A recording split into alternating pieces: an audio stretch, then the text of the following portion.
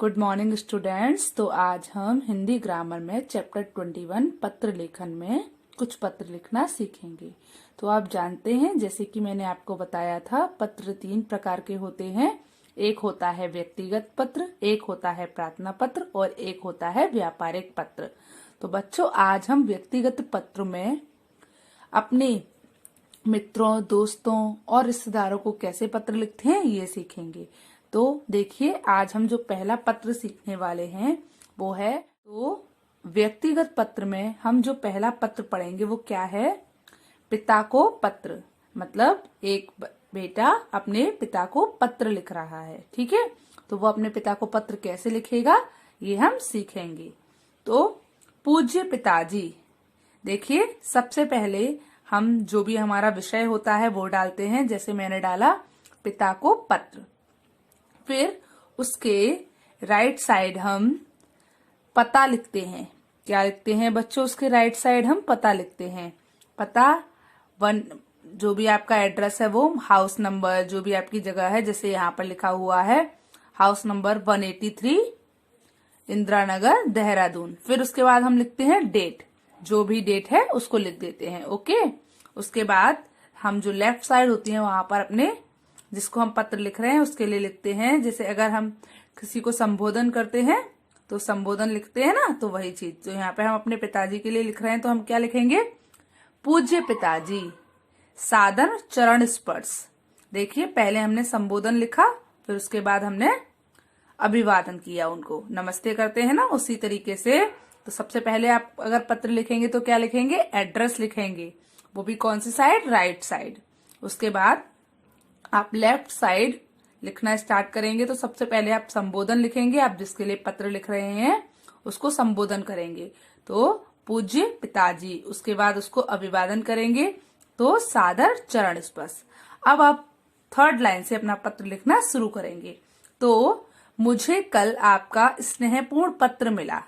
मतलब जो आपने मुझे पत्र भेजा था वो पत्र मुझे मिला, जिसे पढ़कर घर के समाचार ज्ञात हुए।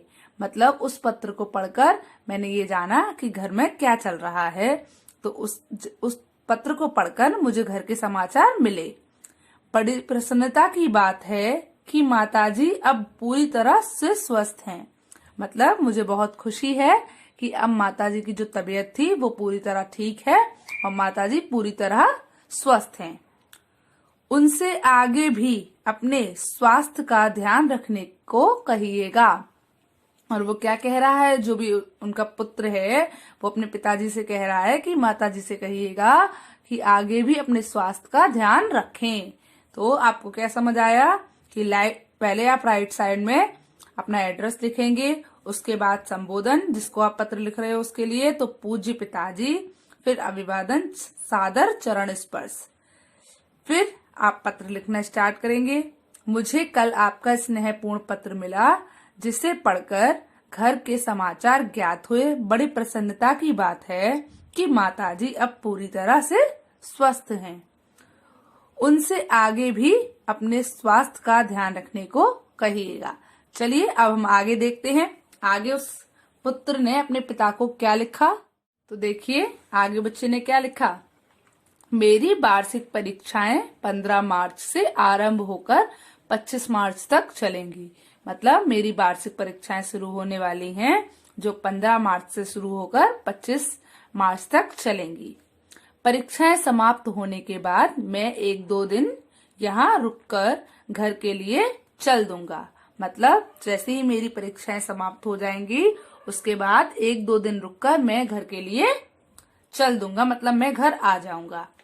आशा है कि मैं 28 मार्च तक, मतलब 27-28 तारीख तक आपके पास पहुंच जाऊंगा। मतलब मुझे उम्मीद है कि मेरे 25 तारीख को पेपर खत्म होंगे। 25 तारीख को मेरी परीक्षाएं जो हैं, 25 मार्च को मेरी जो परीक्षाएं हैं वो समाप्त होंगी और मैं 27 और 28 मार्च तक आपके पास पहुंच जाऊंगा। माताजी को मेरा प्रणाम कहिएगा और ऋचा को ढेर सारा प्यार। ऋचा उसकी कौन है? छोटी बहन है, तो उसके लिए बहुत सारा प्यार। तो बच्चों, आपको समझ आया कि एक बेटे ने अपने पिता को पत्र लिखा था, फिर देखिए लास्ट में जो पत्र लिख रहा है, जैसे यहाँ पर एक बेटे ने अपने पिता को पत्र लिखा था तो वो अपना नाम लिखेगा, आपका बेटा अंकित। तो यहाँ पर क्या लिखना है, आपको अपना नाम लिखना है। ठीक है, तो आपको पिता को पत्र समझ आया।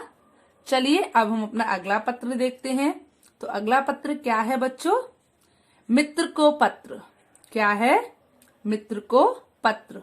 ठीक है, तो क्या है, तो यहाँ पर भी वही, सबसे पहले आप अपना एड्रेस लिखेंगे, पता लिखेंगे। उसके बाद आप अपने मित्र को पत्र लिख रहे हो। जब आपने अपने पिता को संबोधन किया था तो आपने क्या यूज किया था, पूज, है ना।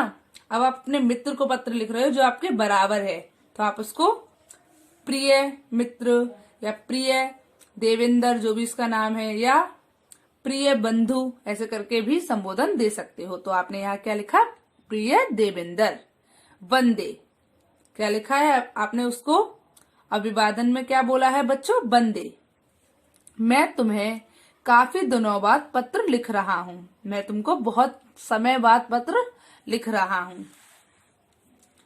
इसका मुझे बहुत खेद है। इसका मुझे क्या है बच्चों, बहुत खेद है। वास्तव में मैं मजबूर था। वास्तव में प्रॉब्लम क्या थी, मैं मजबूर था क्योंकि मेरी परीक्षाएं चल रही थी। मैं आपको पत्र क्यों नहीं लिख पा रहा था, क्योंकि मेरी परीक्षाएं चल रही थी। मेरे सभी प्रश्न पत्र अच्छे हुए हैं। वो अपने मित्र को क्या बता रहा है कि उसके जो सारी परीक्षाएं हैं वो बहुत अच्छी हुई हैं। ठीक है, ईश्वर की कृपा रही तो मैं प्रथम श्रेणी से उत्तीर्ण हो जाऊंगा। अगर भगवान की कृपा रही तो क्या होगा बच्चों, कि मैं प्रथम श्रेणी से उत्तीर्ण हो जाऊंगा। ठीक है, आगे देखिए, तुम अपने विषय में लिखना की आपकी मतलब पढ़ाई कैसी चल रही है। मतलब उसने अपने मित्र को बोला कि मैं तुमको काफी समय से पत्र लिखने की सोच रहा था, पर मैं बहुत, इस बात का मुझे बहुत खेद है कि मैं अभी तक पत्र नहीं लिख पाया। पर वास्तव में क्या था, मैं मजबूर था क्योंकि मेरी परीक्षाएं चल रही थी और मेरे सभी प्रश्न पत्र बहुत अच्छे से हुए हैं। ईश्वर की कृपा रही तो मैं प्रथम श्रेणी में उत्तीर्ण हो जाऊंगा। अगर भगवान की कृपा रही तो क्या होगा, मैं प्रथम श्रेणी से उत्तीर्ण हो जाऊंगा। तुम अपने विषय में लिखना कि पढ़ाई कैसी चल रही है। तुम अपने विषय में बताना कि पढ़ाई कैसी चल रही है और तुम्हारी परीक्षाएं कब शुरू होंगी, और जो तुम्हारी परीक्षाएं हैं वो कब शुरू होंगी। परीक्षा के बाद इधर आने का कार्यक्रम बनाना। तो आगे देखिए, परीक्षा के बाद इधर आने का कार्यक्रम बनाना। शेष कुशल, मतलब आगे सब कुछ अच्छा है। पत्र का उत्तर शीघ्र देना, मतलब जो मैंने आपको पत्र लिखा है उसका जवाब बहुत जल्दी ही देना। कोई विशेष समाचार हो तो लिखना। अगर कोई और विशेष समाचार हो तो उसके बारे में भी बताना। आंटी अंकल को मेरा प्रणाम कहना, और आंटी अंकल को क्या कहना, मेरा नमस्ते कहना।